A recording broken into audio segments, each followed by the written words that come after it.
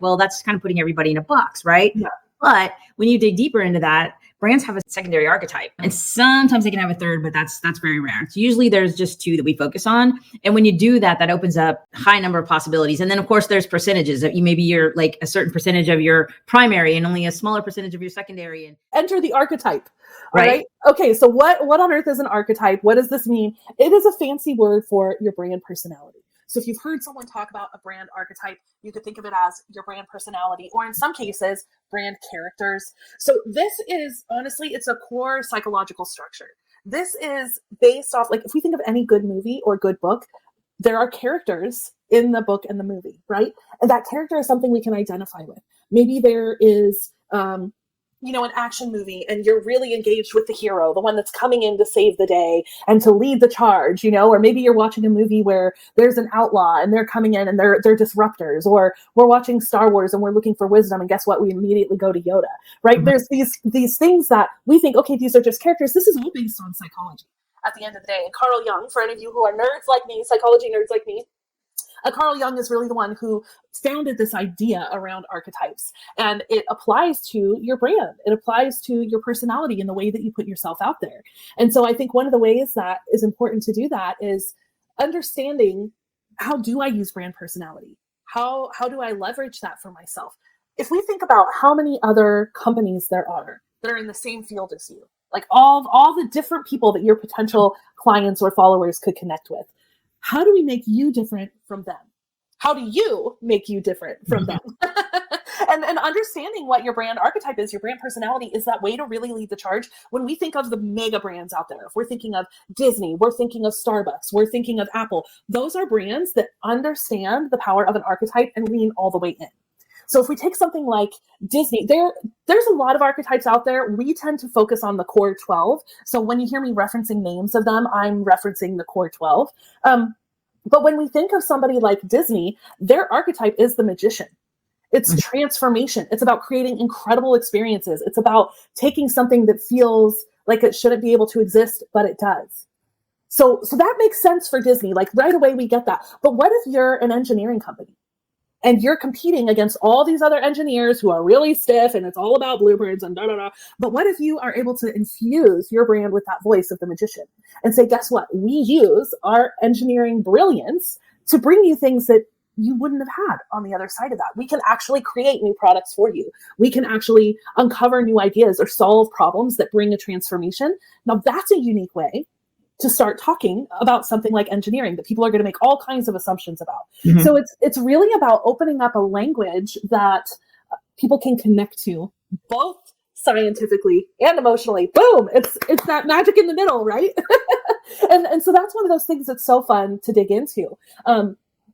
There's the idea of the sage, who is like what I was just talking about a moment ago with Yoda. If you're thinking about, we're a brand that we really want to be known for wisdom, and guess what? Our audience also values wisdom. Well, if we can find what that archetype is that is common to you and your audience, now we have a language that we can start communicating through, and we have that common ground that people can understand. Mm-hmm. I'm curious, Gretchen, for you from the outside. I mean, my background was in psychology, so this was stuff I nerded out on all the time. And you love psychology in different ways, but I'm curious, when you first started learning about brand archetypes, what were things that maybe seemed weird to you or you didn't understand? Well, my first thought is really just 12. There's a lot more, but there's 12 core ones. Right, but you know what? But here's why I kind of got stuck on that, is because I'm like, well, that's kind of putting everybody in a box, right? Yeah. But when you dig deeper into that, brands have a secondary archetype.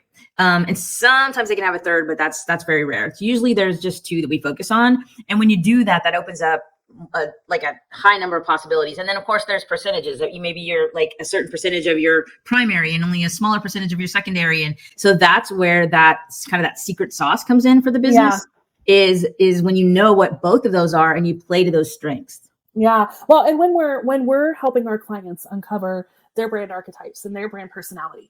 We are looking for the two. So the first one is the one that you have in common with your audience, because that means you're on ground where you have common conversation and common interests. So that's number one, right? But the second one, like Gretchen was mentioning, that is the secret sauce. That's that extra little spice that you bring to the table that is totally unique to you. And so it's so fun because there's so many ways to do that. And you know, when you start to kind of put those together, so if we take the idea of, let's say the main thing you have in common with your audience is the sage. So they're all, you are driven by learning, your audience is driven by learning. That is something that in our field makes a lot of sense. So we have that part in common. We're driven by that. We're interested in that. We could nerd out about that for hours. Okay, so we've got that in common. But then let's say we want to add in some of our own little spice.